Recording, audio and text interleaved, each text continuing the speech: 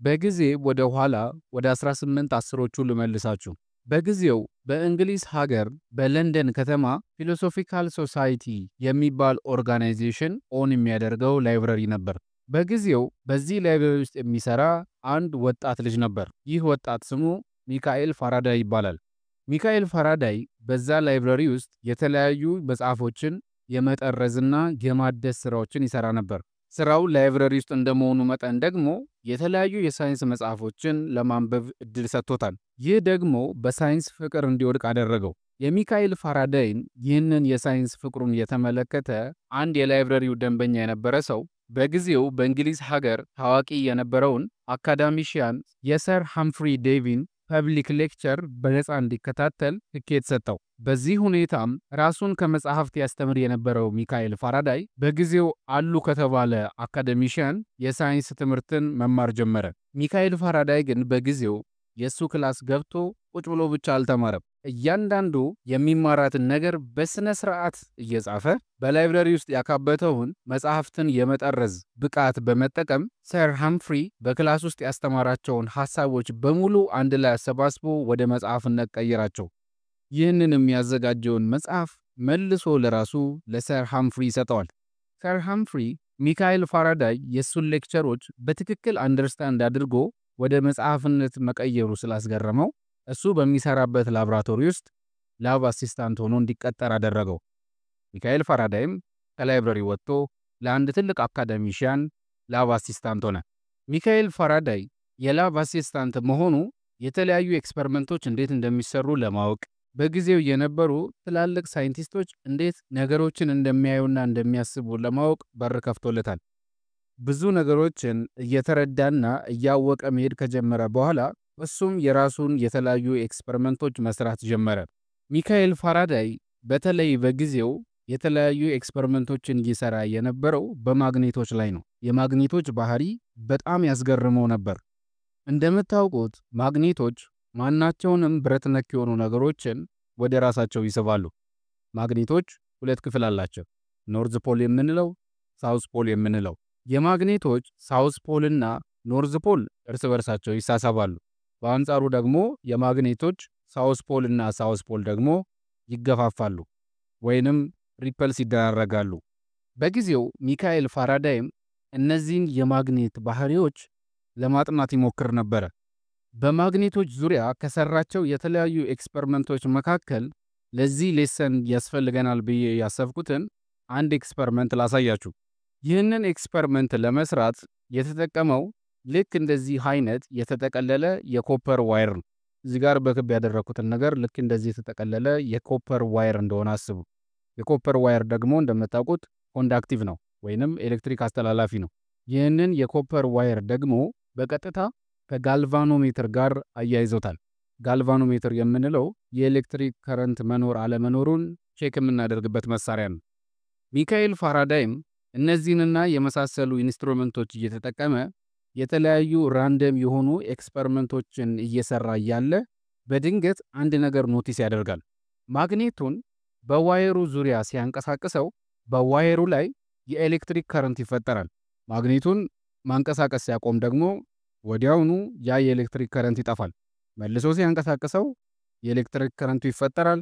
ማግኔቱን ማንቀሳቀስ ሲያቆም የኤሌክትሪክ ከረንቱም አብሮ ይጠፋል። ይህም ለሚካኤል ፋራዳይ አንድ ነገር ነገረው።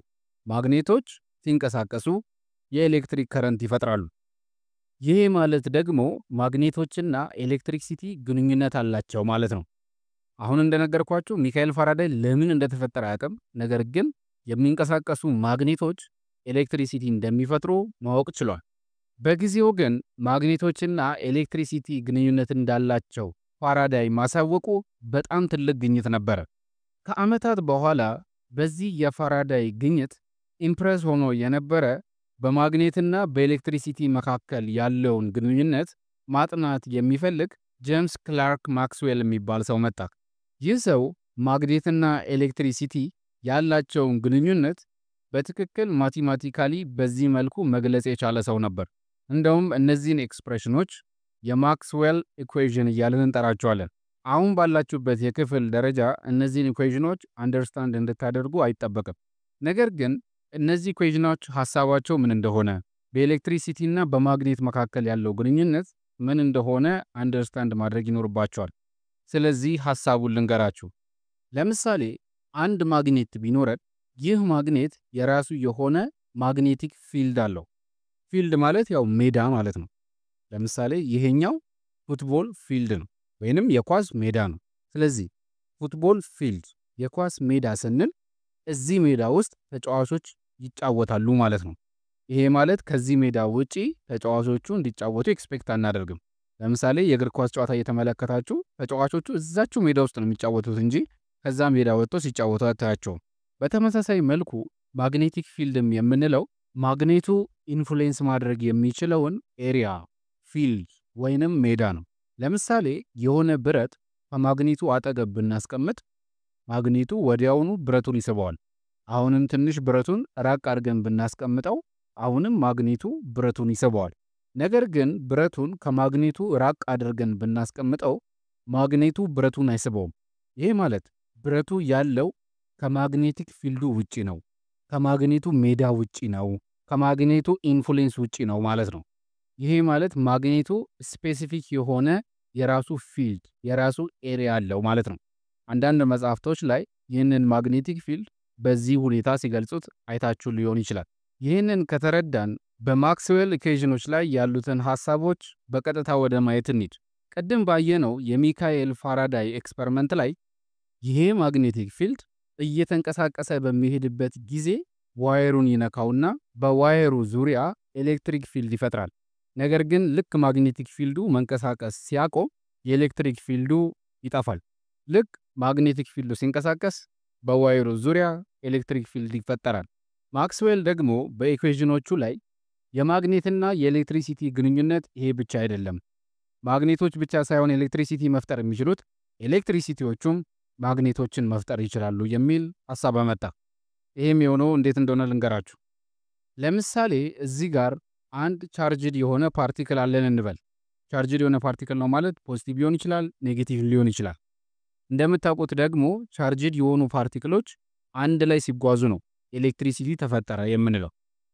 ስለዚህ አንድ ቻርጅድ የሆነ ፓርቲክል ካለ ይህ ቻርጅድ የሆነ ፓርቲክል በዙሪያው የራሱ የሆነ ኤሌክትሪክ ፊልድ ይኖረዋል። ልክ ማግኔት በዙሪያው ማግኔቲክ ፊልድ እንዳለው ቻርጅድ የሆነ ፓርቲክል ደግሞ በዙሪያው የራሱ የሆነ ኤሌክትሪክ ፊልድ ይኖረዋል።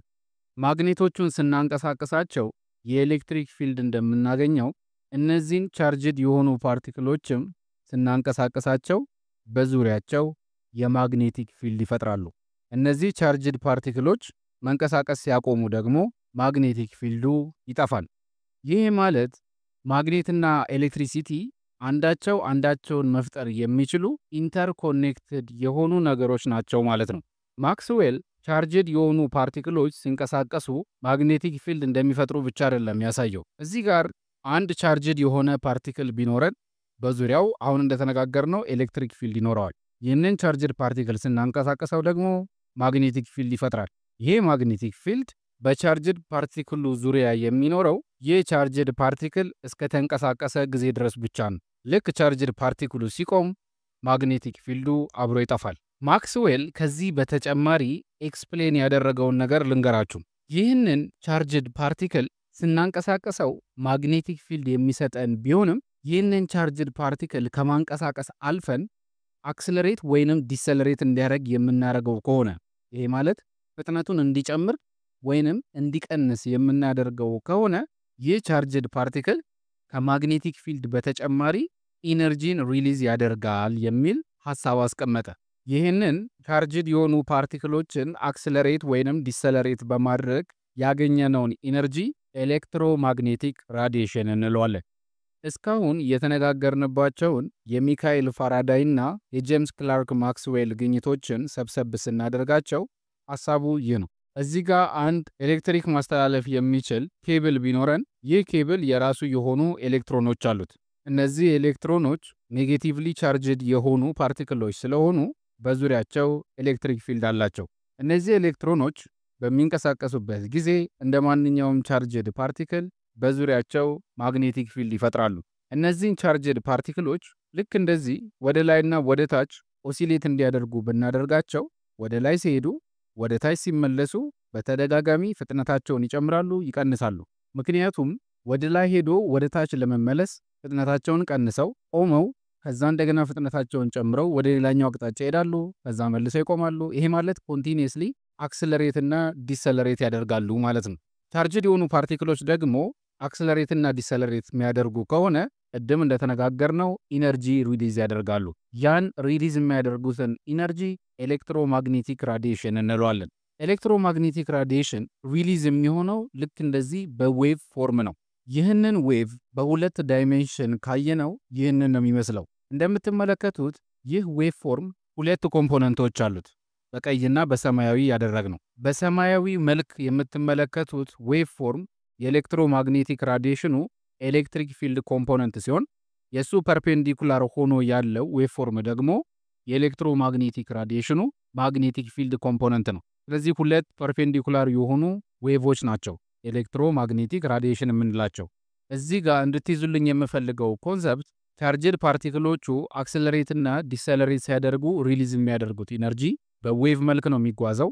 ይህ ዌቭ ደግሞ ሁለት ኮምፖነንቶች አሉት፣ ኤሌክትሪክ ፊልድ ኮምፖነንት እና ማግኔቲክ ፊልድ ኮምፖነንት። የሚጓዘው በምትመለከቱት መንገድ ነው። የኢነርጂውን ስም ራሱ ኤሌክትሮማግኔቲክ ራዲዬሽን እያለን የምንጠራው ዌቭ ኤሌክትሪክ ፊልድ ኮምፖነንት እና ማግኔቲክ ፊልድ ኮምፖነንት ስላለው ነው። መጽሐፋችንም ላይ ኤሌክትሮማግኔቲክ ራዲዬሽንን በዚህ ምስል በኤክስ እና በዋይ ሪፕሬዘንት ያደረገውም በዚህ ምክንያት ነው። እንግዲህ እነዚህን ሐሳቦች ነው የማክስዌል ኤሌክትሮማግኔቲክ ቲዮሪ የምንላቸው። ነገር ግን ክለርክ ማክስዌል ይህንን ሐሳብ ቲዮሬቲካሊ በእነዚህ ኢኩዌሽኖች ገለጻቸው እንጂ ኤክስፐሪመንት ሰርቶ ፕሩቭ አላደረጋቸውም። የሱን ሐሳቦች ፕሩቭ ያደረገው ሰው ሄንሪክ ኸርዝ የሚባል የጀርመን ሳይንቲስት ነው። አሁን በኋላ በሚነራል ሌሰን ላይ ኤሌክትሮማግኔቲክ ራዲዬሽኖችን በእነዚህ ዌቮች ነው ሪፕሬዘንት የምናደርጋቸው። ነገር ግን ይህ ዌቭ የኤሌክትሪካል ፊልዱንም የማግኔቲክ ፊልድ ኮምፖነንቱንም ሪፕሬዘንት እንደሚያደርግ አስቡ። የዚህን ዌቭ ባህሪዎች ለማጥናት እንዲመችን የኤክስ አክሲስ እና የዋይ አክሲስ እንደዚህ እናስቀምጥ። ምክንያቱም ዌቮችን ማቴማቲካሊ የምናጠናው ሳይን ቴታ፣ ኮስ ቴታ፣ ታን ቴታ የመሳሰሉትን የትሪጎኖሜትሪ ሐሳቦችን በመጠቀም ነው። በሂሳብ ትምህርታችን ላይ እንደተማርነው እነዚህን የማትስ ፈንክሽኖች ግራፍ ስናደርጋቸው ልክ እኛ አሁን ልናጠና የፈለግነውን የሳይኖሳይዳል ዌቭ ግራፍ ነው የሚሰጡን። ለማንኛውም በዚህ ዌቭ ላይ ከቤዛችን ተነስተን እስከ ዌቭ ማክሲመም እና ሚኒመም ፒክ ያለውን ርቀት አምፕሊቲዩድ እያለን እንጠራዋለን። ከዚህኛው አምፕሊቲዩድ ተነስተን በዛ ሌቭል ላይ እስካለው አምፕሊቲዩድ ድረስ ያለውን ርቀት ደግሞ ዌቭ ሌንግዝ እንለዋለን። ይህ ዌቭ ሌንግዝ ርቀት እስከሆነ ድረስ በሜትር፣ በናኖሜትር፣ በፒኮሜትር፣ በጣም አጭር ከሆነ ደግሞ በአንግስትሮም ሜዥር እናደርገዋለን። ዌቭ ሌንግዝን ሪፕሬዘንት የምናደርገው እዚህ ጋር በምትመለከቱት ላምዳ በሚባለው የግሪክ ፊደል ነው። እዚህ ጋር ልብ እንድትሉልኝ የምንፈልገው በዚህ ዌቭ ላይ ዌቭ ሌንግዝ የምንለው ከዚህ ፖይንት እስከዚህ ድረስ ያለውን ርቀት ነው። ከዛ ቀጥሎ ከዚህ ወደዚህ ያለው ሌላ ዌቭ ሌንግዝ ነው። ከዚህ ወደዚህ ያለው ሌላ ዌቭ ሌንግዝ ነው። የእነዚህ ዌቭ ሌንግዞች መጠናቸው እያነሰ ሲመጣ እንደምትመለከቱት ድግግሞሻቸው ይጨምራል። መጠናቸው እየረዘመ ሲሄድ ደግሞ ድግግሞሻቸው ይቀንሳል። ይሄ ማለት ልክ መጠናቸውን ስናሳንሰው እንደምትመለከቱት በአጭርና በተወሰነ ጊዜ ውስጥ ሙሉ ሳይክሎቹን መጓዝ እንችላለን። መጠናቸው ሲጨምር ደግሞ የምንጓዝበት ጊዜ መጠን እየጨመረ ይሄዳል። የእነዚህን ዌቭ ሌንግዞች የድግግሞሽ መጠን ፍሪኩዌንሲ እንለዋለን። አሁን እንዳየነው የዌቭ ዌቭ ሌንግዝ ርዝመት ሲቀንስ ፍሪኩዌንሲው ይጨምራል።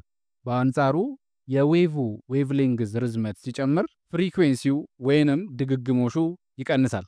የዌቮቹን ፍሪኩዌንሲ ወይንም ድግግሞሽ ሪፕሬዘንት የምናደርገው በምትመለከቱት ቪ በሚመስል የግሪክ ፊደል ነው። ይህ የግሪክ ፊደል በግሪክ አልፋቤት ውስጥ 13ኛ ላይ የሚገኝ ሲሆን ኒው ይባላል። ስለዚህ ዌቭ ሌንግዝንና ፍሪኩዌንሲን ዲፋይን ስናደርጋቸው ዌቭ ሌንግዝ የምንለው በዌቫችን አንድ ሳይክል የምንሄደው ርቀት ነው። ፍሪኩዌንሲ የምንለው ደግሞ ምን ያክል የዌቭ ሳይክሎች በአንድ ሰከንድ ውስጥ እንዳለፉ ነው። ይሄ ማለት ፍሪኩዌንሲን ሜጀር የምናደርገው ፐር ሰከንድ ነው ማለት ነው። ፐር ሰከንድን ወይንም 1/ሰከንድን ሄርዝ እያልን እንጠራዋለን። ሄርዝ ብለን የምንጠራበት ምክንያት ቀደም እንደተነጋገርነው ጄምስ ክላርክ ማክስዌል በማክስዌል ኤሌክትሮማግኔቲክ ቲዮሪ ላይ ኤሌክትሮማግኔቲክ ዌቮችን ቲዮሬቲካሊ ዲስከቨር ካደረገ በኋላ ኤክስፐሪመንታሊ ፕሩቭ ያደረገው ሄንሪክ ሄርዝ ነበረ። ፐር ሰከንድ የሚለውን የፍሪኩዌንሲዎች ዩኒትም በሄርዝ ስም የምንጠራው እሱን ታሳቢ በማድረግ ነው። የዌቭ ሌንግዝንና የፍሪኩዌንሲን ሐሳብ ጠቅለል አድርገን ስናየው እንደዚህ ሁለት መስመሮችን ስለን በእነዚህ ሁለት መስመሮች መካከል ያለው የታይም ፍሬም 1 ሰከንድ ነው ብንል ቅድም እንደተነጋገርነው በዌቮቹ ፒክ አምፕሊቲዩዶች መካከል ያለውን ርቀት ላምዳ ወይንም ዌቭ ሌንግዝ ነው ብለናል። እዚህ ጋር እንደምትመለከቱት 1 ሰከንድ ባለው የታይም ፍሬም ውስጥ አንድ ሳይክል ብቻ ነው ያለፈው። ይሄ ማለት በአንድ ሰከንድ ይሄ ዌቭ አንድ ሳይክል ብቻ ነው እየሄደ ያለው። ይሄ ማለት ደግሞ ፍሪኩዌንሳችን 1 ሄርዝ ነው ማለት ነው። ይሄ ማለት አንድ ሳይክል በአንድ ሰከንድ ነው እያለፈ እያልን ነው ማለት ነው። በአንጻሩ ደግሞ የዌቭ ሌንግዝ ርዝመቱን ቀንሰን ፍሪኩዌንሳችንን ከጨመር ነው እንደምትመለከቱት በአንድ ሰከንድ ውስጥ 2 ሳይክሎች ማለፍ ችለዋል። በአንድ ሰከንድ 2 ሳይክሎች ካለፉ ፍሪኩዌንሳችን 2 ሄርዝ ይሆናል ማለት ነው። አሁንም አስታውሱ ሄርዝ ማለት ፐር ሰከንድ በሰከንድ እንደማለት ነው። ስለዚህ 2 ሄርዝ ስንል 2 ሳይክሎች በሰከንድ እያልን ነው። አሁንም የበለጠ ዌቭ ሌንግዙን አሳንሰን ፍሪኩዌንሳችንን ከጨመር ነው እንደምትመለከቱት በዚህ የአንድ ሰከንድ ፍሬም ውስጥ 3 ሳይክሎች አልፈዋል። በአንድ ሰከንድ ውስጥ 3 ፍሬሞች ካለፉ ደግሞ የዚህ ዌቭ ፍሪኩዌንሲ 3 ሄርዝ ነው ማለት ነው። አሁንም በደንብ ዌቭ ሌንግዛችንን አሳንሰ ነው ፍሪኩዌንሲውን ብንጨምረው እንደምትመለከቱት በዚህ ሰከንድ ፍሬም ውስጥ 8 ሳይክሎች አልፈዋል። ይሄ ማለት በዚህኛው ዌቭ ሌንግዝ ላይ ደግሞ ፍሪኩዌንሳችን 8 ሄርዝ ነው፣ ምክንያቱም 8 ሳይክል በአንድ ሰከንድ ስላለፈ። አሁን የዌቭ ሌንግዝና የፍሪኩዌንሲ ግንኙነትና ሐሳብ ግልጽ የሆነላችሁ ይመስለኛል። ዌቭ ሌንግዛችን ሲቀንስ ፍሪኩዌንሳችን ይጨምራል፣ ፍሪኩዌንሳችን ሲጨምር ዌቭ ሌንግዛችን ይቀንሳል። በዚህ ሐሳብ በደንብ ከተግባባን አሁን ደግሞ ይህ ዌቭ ስለሚጓዝበት ፍጥነት ወይንም ስፒድ እንነጋገር። የዌቮችን ፍጥነት ወይንም ስፒድ ሪፕሬዘንት የምናደርገው በሲ ነው። ፍጥነትን ወይንም ስፒድን በሲ የምንገልጽበት ምክንያት በላቲን ቋንቋ ስፒድ ወይንም ፍጥነት ማለት ኬሌሪታስ ማለት ነው። ኬሌሪታስ ደግሞ በሲ ነው የሚጀምረው። ለዛ ነው ስፒድን ወይንም ፍጥነትን ሪፕሬዘንት ለማድረግ ሲን የምንጠቀመው።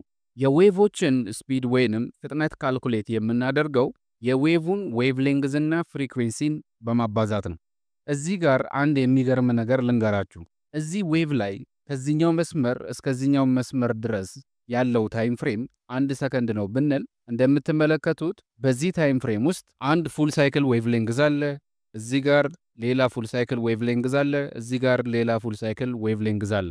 ይሄ ማለት በአንድ ሰከንድ ውስጥ 3 የዌቭ ሳይክሎች እያለፉ ነው ማለት ነው። ስለዚህ ፍሪኩዌንሳችን 3 ሄርዝ ይሆናል። 3 ሳይክል በሰከንድ ማለት ነው። የዚህን ዌቭ ስፒድ ካልኩሌት ማድረግ የምንፈልግ ከሆነ ደግሞ አሁን እንደተነጋገርነው ዌቭ ሌንግዙን በፍሪኩዌንሲው ነው የምናባዛው። የሚገርመው ነገር ያለው እዚህ ጋር ነው። የፈለጋችሁትን ዌቭ ወስዳችሁ ያለውን ዌቭ ሌንግዝ ለፍሪኩዌንሲው ካባዛችሁ የምታገኙት ቁጥር ቋሚ ቁጥር ነው። ያ ቁጥር 3 times 10⁸ ሜትር ፐር ሰከንድ ነው። ይሄ ማለት ሁሉም ኤሌክትሮማግኔቲክ ራዲዬሽኖች በሙሉ በተመሳሳይ ፍጥነት ነው የሚጓዙት ማለት ነው። ይህንን ነው ስፒድ ኦፍ ላይት የብርሃን ፍጥነት የምንለው። ብርሃን ወይንም ላይት ኤሌክትሮማግኔቲክ ራዲዬሽን ስለሆነ ማለት ነው። ስለዚህ የኤሌክትሮማግኔቲክ ራዲዬሽን ዌቭ ፍጥነት ኮንስታንት ነው። እነዚህን ሐሳቦች በትክክል አንደርስታንድ ካደረጋችሁ ሞር ተጨማሪ ሐሳቦችን ስለ ኤሌክትሮማግኔቲክ ራዲዬሽን መነጋገር እንችላለን። አሁንም በደንብ መረዳት ያለባችሁ ነገር እነዚህ ኤሌክትሮማግኔቲክ ራዲዬሽኖች ኢነርጂ ናቸው። የሚጓዙት በዌቭ መልክ ነው። ዌቮቹ ዌቭ ሌንግዝ አላቸው፣ ፍሪኩዌንሲ አላቸው። ዌቭ ሌንግዝን ሪፕሬዘንት የምናደርገው በላምዳ ነው። ፍሪኩዌንሲን ሪፕሬዘንት የምናደርገው በዚህ ቪ በሚመስል የግሪክ ፊደል ነው ኒው እንለዋለን። ዌቭ ሌንግዙ ሲቀንስ ፍሪኩዌንሲው ይጨምራል። ዌቭ ሌንግዙ ሲጨምር ፍሪኩዌንሲው ይቀንሳል። የሁሉም ዌቮች ስፒድ ወይንም ፍጥነት ተመሳሳይ ነው።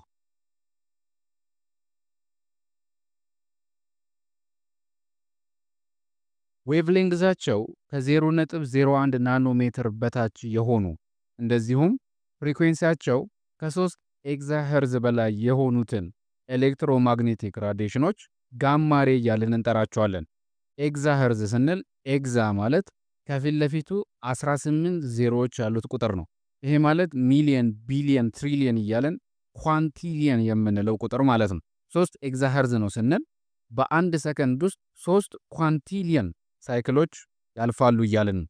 ይሄ ማለት በጣም ከፍተኛ የሆነ ፍሪኩዌንሲ ያለው ኤሌክትሮማግኔቲክ ራዲዬሽን ነው ማለት ነው። ለዛ ነው በመጀመሪያው ሌሰን ላይ ስለ ጋማ ሬይ ስንነጋገር ካስታወሳችሁ የጋማ ሬይ ለመጀመሪያ ጊዜ ዲስከቨር የተደረገው በፖል ኤርሊክ ቪላርድ ነው። ቻርጅ የለውም፣ ነገሮችን ፔኔትሬት አድርጎ የማለፍ አቅሙ ከፍተኛ ነው ብለን እንደውም ፔፐር ወይንም ወረቀትን፣ አልሙኒየምን አልፎ ሊቆም የሚችለው እንደ ሊድ ባሉ ዴንስ በሆኑ ኦብጀክቶች ብቻ ነው ብለን ነበር። ይህ ማለት ይሄን ያክል ፔኔትሬቲቭ ፓወር ያገኘው ፍሪኩዌንሲው ከፍተኛ ስለሆነ ነው ማለት ነው። ዌቭሌንግዛቸው ከ0.01 እስከ 10 ናኖሜትር ድረስ የሆኑ ፍሪኩዌንሳቸው ደግሞ ከ3 ፔታሄርዝ እስከ 3 ኤግዛሄርዝ ድረስ የሆኑትን ደግሞ ኤክስሬይ እያልን እንጠራቸዋለን። ፔታ የምንለው ከፊት ለፊቱ 15 ዜሮዎች ያሉትን ቁጥር ነው፣ ኳድሪሊየን የምንለው ማለት ነው። ስለዚህ 3 ፔታሄርዝ ጀምሮ ስንል በሰከንድ 3 ኳድሪሊየን ሳይክሎችን የሚያሳልፍ ዌቭ እያልን ነው ማለት ነው። ከጋማ ሬይ ያነሰ ቢሆንም ስቲል ኤክስሬዎችም ከፍተኛ ፍሪኩዌንሲ ያላቸው ኤሌክትሮማግኔቲክ ራዲዬሽኖች ናቸው።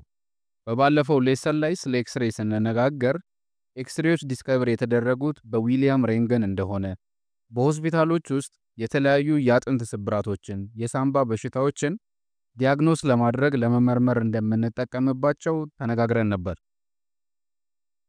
ከ10 እስከ 380 ናኖሜትር ዌቭሌንግዝ ያላቸውን ከ790 ቴራሄርዝ እስከ 3 ፔንታሄርዝ ፍሪኩዌንሲ ያላቸውን ደግሞ አልትራቫዮሌት ዩቪ ሬይ እንላቸዋለን። ብዙ ጊዜ እነዚህን አልትራቫዮሌት ዩቪ ሬዮች የምናገኘው ከፀሐይ በምናገኘው ብርሃን ውስጥ ነው። ምናልባት በባዮሎጂ ትምህርት ላይም ከዚህ በፊት እንደተማርነው የአልትራቫዮሌት ሬዮች 3 አይነት ናቸው። ዩቪኤ፣ ዩቪቢ፣ ዩቪሲ የምንላቸው። ዩቪኤ ወይንም አልትራቫዮሌት ኤ የምንላቸው ዌቭሌንግዛቸው ከ315 እስከ 400 ናኖሜትር የሆኑት ናቸው። ዩቪቢ ወይንም አልትራቫዮሌት ቢ የምንላቸው ከ280 እስከ 315 ናኖሜትር ያላቸው ሲሆኑ ዩቪሲ የምንላቸው ደግሞ ከ100 እስከ 280 ናኖሜትር የሚረዝም ዌቭሌንግዝ ያላቸው ናቸው። እንደምትመለከቱት ከኤ ወደ ሲ እየወረድን ስንመጣ ዌቭሌንግዛቸው እየቀነሰ ፍሪኩዌንሲው እየጨመረ ነው የሚመጣው። ይሄ ማለት ሶስተኛው የዩቪ ላይት አይነት ዩቪሲ ሞር ፍሪኩዌንሲ ያለው ሞር ዳንጀረስ ነው ማለት ነው። ነገር ግን ታንክፉሊ በተፈጥሮ ምድራችን ይህ አልትራቫዮሌት ሲ ወደኛ ጋር እንዳይደርስ ለማድረግ በአትሞስፈሩ ዙሪያ ላይ የኦዞን ሌየር ይገኛል። ይህ የኦዞን ሌየር ይህ አደገኛ የሆነው የአልትራቫዮሌት አይነት እኛ ጋር እንዳይደርስ የሚያደርግ ነው። በአንጻሩ ደግሞ ዩቪቢ የምንለው ሁለተኛው የአልትራቫዮሌት አይነት ደግሞ በተለይ በህፃናት ውስጥ በቆዳችን ውስጥ የሚገኘውን ዲሃይድሮኮሌስትሮል ወደ ፕሪቫይታሚን ዲ3 እንዲቀየር የማድረግ አቅም ያለው በመሆኑ ለኛ እጅግ በጣም ጠቃሚ የሆነ የኤሌክትሮማግኔቲክ ራዲዬሽን አይነት ነው። ለዛ ነው ብዙ ጊዜ ህፃናት ልጆች ጠዋት ላይ ፀሐይ እንዲሞቁ ፀሐይ እንዲያገኙ የምናደርጋቸው። ዌቭሌንግዛቸው ከ380 እስከ 750 ናኖሜትር የሆኑትን ፍሪኩዌንሲያቸው ደግሞ ከ430 ቴራሄርዝ እስከ 790 ቴራሄርዝ ያሉትን ኤሌክትሮማግኔቲክ ራዲዬሽኖች ደግሞ ቪዚብል ላይት እንላቸዋለን። ቪዚብል ላይት ማለት ያው ከስሙ ልትረዱ እንደምትችሉት እኛ በአይናችን የምናያቸው ብርሃኖች ማለት ነው። እኛ የምናያቸው ማንኛውም ብርሃኖች የሚካተቱት በዚህ ካቴጎሪ ስር ነው። እንደምታውቁት ደግሞ እኛ ስናይ ወይንም ስንመለከት የምናየው በተለያዩ ከለሮች ነው። ቀይ ነገር እያየን ከሆነ ወደ አይናችን እየመጣው ያለው ብርሃን ወይንም ኤሌክትሮማግኔቲክ ራዲዬሽን ከ620 እስከ 750 ናኖሜትር የዌቭሌንግዝ ርዝመት ያለው ነው ማለት ነው። ኦሬንጅ እየተመለከትን ከሆነ ደግሞ ከ590 እስከ 620 ናኖሜትር ዌቭሌንግዝ ያለው ኤሌክትሮማግኔቲክ ራዲዬሽን ነው። ቢጫ እየተመለከትን ከሆነ ከ570 እስከ 590 ናኖሜትር የዌቭሌንግዝ ርዝመት ያለው ኤሌክትሮማግኔቲክ ራዲዬሽን እያየን ነው። አረንጓዴ እያየን ከሆነ ከ495 እስከ 570 ናኖሜትር ርዝመት ያለው ኤሌክትሮማግኔቲክ ራዲዬሽን እየተመለከትን ነው። ሰማያዊ ከለር ከሆነ ደግሞ እያየን ያለነው ከ450 እስከ 495 ናኖሜትር ዌቭሌንግዝ ርዝመት ያለው ኤሌክትሮማግኔቲክ ራዲዬሽን እየተመለከትን ነው። ቫዮሌት ከለር እያየን ከሆነ ደግሞ ከ380 እስከ 435 ናኖሜትር ዌቭሌንግዝ ርዝመት ያለው ዌቭ እየተመለከትን ነው። የሌሎችንም ከለሮች ብትመለከቷቸው ሁሉም አሁን ባለው የቪዚብል ላይት ዌቭሌንግዝ ውስጥ የየራሳቸው ዌቭሌንግዝ ያላቸው ናቸው። ስለዚህ ከለር የሚፈጠረው ቪዚብል ላይቶቹ ባላቸው የተለያየ የዌቭሌንግዝ ርዝመት ምክንያት ነው ማለት ነው። ከ700 ናኖሜትር እስከ 1 ሚሊሜትር ዌቭሌንግዝ ርዝመት ያላቸው ከ300 ጊጋሄርዝ እስከ 430 ቴራሄርዝ ፍሪኩዌንሲ ያላቸውን የኤሌክትሮማግኔቲክ ራዲዬሽን አይነቶች ደግሞ ኢንፍራሬድ ራዲዬሽን እንላቸዋለን። እነዚህን ራዲዬሽኖች ብዙ ጊዜ በሪሞት ኮንትሮላችንን ቀጥታ ቴሌቪዥኑን ለማዘዝ በተለይ ደግሞ ወታደሮች በማታ ዙሪያቸውን ለማየት የተለያዩ ናይት ጉግሎችን ለመስራት እንጠቀምበታለን። እንዴት ነው በኢንፍራሬድ ራዲዬሽን በመጠቀም በማታ የምናየው የሚለውን ነገር በኋላ መለስበታለሁ። ከ1 ሚሊሜትር እስከ 1 ሜትር የዌቭሌንግዝ ርዝመት ያላቸውን ከ300 ሜጋሄርዝ እስከ 300 ጊጋሄርዝ ፍሪኩዌንሲ ያላቸውን ኤሌክትሮማግኔቲክ ራዲዬሽኖች ደግሞ ማይክሮዌቭስ እንላቸዋለን። እርግጠኛ ነኝ ማይክሮዌቭ ሲባል ወደ ጭንቅላታችሁ ቀድሞ ሊመጣ የሚችለው ነገር የማይክሮዌቭ ኦቨኖች ወይንም የምግብ ማሞቂያዎች ናቸው። በትክክልም ለነዚህ የምግብ ማሞቂያነት የምንጠቀመው እነዚህን ማይክሮዌቮች ነው። በነገራችን ላይ ይህንን ማይክሮዌቭ ኦቨንን የፈጠረው ሰው ፐርሲ ስፔንሰር የሚባል ሰው ሲሆን በአንድ የሚሊተሪ ካምፓኒ ውስጥ በማይክሮዌቮች የሚሰራ ራዳርን ኮንትሮል ያደርግ ነበር። ለዛ ራዳር የሚሆን ማይክሮዌቮቹን ጀነሬት ያደርጉት የነበረው ደግሞ በማግኔትሮን ሲሆን ሁል ጊዜ ማግኔትሮኑ ማይክሮዌቮችን ሪሊዝ በሚያደርግበት ጊዜ በአካባቢው ያሉ የተለያዩ ካንዲ ወይንም ቸኮሌቶች ይቀልጡ ነበር። ይህንንም ካየ በኋላ ነው እነዚህ ማይክሮዌቮች ነገሮችንም ለማሞቅ መጠቀም እንችላለን የሚለውን ሐሳብ ያመጣው። ዌቭሌንግዛቸው ከ1 ሚሊሜትር በላይ የሆኑና ፍሪኩዌንሳቸው ከ300 ጊጋሄርዝ በላይ የሆኑትን ኤሌክትሮማግኔቲክ ራዲዬሽኖች ደግሞ ራዲዮ ዌቭስ እንላቸዋለን። ያው ከስሙ ልትረዱ እንደምትችሉት ለሬዲዮ ፐርፐዝ የምንጠቀምባቸው ኤሌክትሮማግኔቲክ ራዲዬሽኖች ናቸው።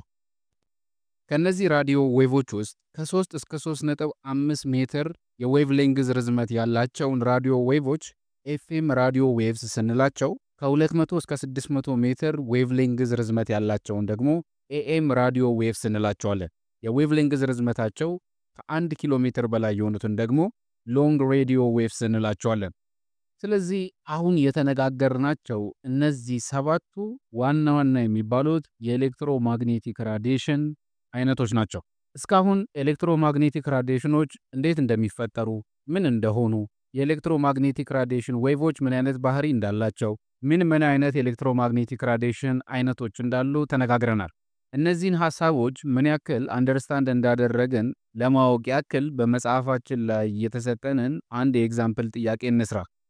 ጥያቄው የሚለን በአዲስ አበባ የሚገኘው የኢትዮጵያ ናሽናል ሬዲዮ ብሮድካስት የሚያደርገው ኤኤም ሲግናልን በመጠቀም ነው። የሬዲዮ ዌቭ ፍሪኩዌንሲ 2400 ኪሎ ሄርዝ ነው። የዚህ ሬዲዮ ስቴሽን ራዲዮ ዌቭ ዌቭሌንግዙን በሜትር ግለጹ ነው የሚለን። የዚህ የራዲዮ ጣቢያ የራዲዮ ዌቭ ፍሪኩዌንሲው 2400 ኪሎ ሄርዝ ነው ማለት ሄርዝ ቅድም እንደተነጋገር ነው ፐር ሰከንድ ማለት ነው 1/2 ሰከንድ ማለት ነው ብለናል። ኪሎ ማለት ደግሞ 10⁻³ ወይንም 1000 ማለት ነው። ስለዚህ 2400 ኪሎ ሄርዝ ስንል 2,400,000 ሄርዝ እያለን ነው። ይሄ ማለት ደግሞ 2,400,000 ሳይክሎች በአንድ ሰከንድ ውስጥ ያልፋሉ እያለን ነው። አሁን የተጠየቅነው ይህንን ፍሪኩዌንሲ ያለውን ሬዲዮ ዌቭ ዌቭሌንግዝ እንድንፈልግ ነው። ቅድም እንደተነጋገር ነው ስፒድ ኦፍ ላይት ማለት ላምዳ ሲባዛ ፍሪኩዌንሲ ማለት ነው። የኤሌክትሮማግኔቲክ ራዲዬሽኖች ስፒድ ደግሞ ተመሳሳይ ነው 3 times 10⁸ ሜትር ፐር ሰከንድ ነው ብለን ነበር። ስለዚህ ስፒድ ኦፍ ላይቱ ካለ ፍሪኩዌንሲውን ካወቅ ነው በቀላሉ የላምዳን ወይንም የዌቭሌንግዛችንን ቫልዩ ማወቅ እንችላለን ማለት ነው። ምክንያቱም የሁለቱን ቫልዩዎች ካወቀን ስፒድ ኦፍ ላይት = ላምዳ ታይምስ ፍሪኩዌንሲ የሚለውን ፎርሙላ ሪአሬንጅ በማድረግ ላምዳ = ስፒድ ኦፍ ላይት ኦቨር ፍሪኩዌንሲ አድርገን መፈለግ እንችላለን። ስፒድ ኦፍ ላይታችን 3 ሲባዛ 10⁸ ሜትር ፐር ሰከንድ ነው። የተሰጠን ፍሪኩዌንሲ 2400 ኪሎ ሄርዝ ነው። ሁለቱን በቀጥታ እናካፍላቸዋለን። ሁለቱን በቀጥታ ስናካፍላቸው 3 ሲባዛ 10 raised to 8 ሜትር ፐር ሰከንድ ኦቨር 2400 ኪሎ 1 ኦቨር ሰከንድ እናደርጋለን። ምክንያቱም ሄርዝ ማለት 1 ኦቨር ሰከንድ ስለሆነ ማለት ነው። ሰከንድ በሰከንድ ይጣፋል። የቀሩትን ቁጥሮች ስናካፍላቸው 125 ሜትር የሚል ውጤት እናገኛለን። ቅድም ስንነጋገር ደግሞ ከ200 እስከ 600 ሜትር ዌቭሌንግዝ ያላቸውን ሬዲዮ ዌቮች ኤኤም ራዲዮ ዌቮች ናቸው ብለን ነበር። አሁን ያገኘነው ውጤት 125 ሜትር ነው። ስለዚህ ጥያቄው ላይ ሬዲዮ ስቴሽኑ ኤኤም ሲግናል ይጠቀማል ባይለን ራሱ ያገኘነውን ዌቭሌንግዝ ሬንጅ በማየት ብቻ ሬዲዮ ስቴሽኑ ኤኤም ሲግናል እንደሚጠቀም ማወቅ እንችላለን። ስለዚህ የጥያቄያችን መልስ የሚሆነው 125 ሜትር ነው። እዚህ ጋር እስካሁን እየተነጋገርንባቸው ያሉትን ሐሳቦች ፕራክቲስ ማድረግ የምትችሉባቸው የኤክሰርሳይዝ ጥያቄዎች አሉ። በራሳችሁ ለመስራት ሞክሩ። የሚከብዷችሁ ከሆነ ደግሞ ለብቻ ጥያቄዎችን እንሰራቸዋለን። ሁሉንም የኬጂኤን ኤዱኬሽን ሌክቸር ቪዲዮዎች በሞባይል አፕሊኬሽናችን ላይ ማግኘት የምትችሉ ሲሆን አፕሊኬሽኑን ለማግኘት የጉግል ፕሌይ ስቶርን መጠቀም ትችላላችሁ። ተጨማሪ ትምህርታዊ ሪሶርሶች በቴሌግራም ቻናላችን ላይ ይገኛሉ።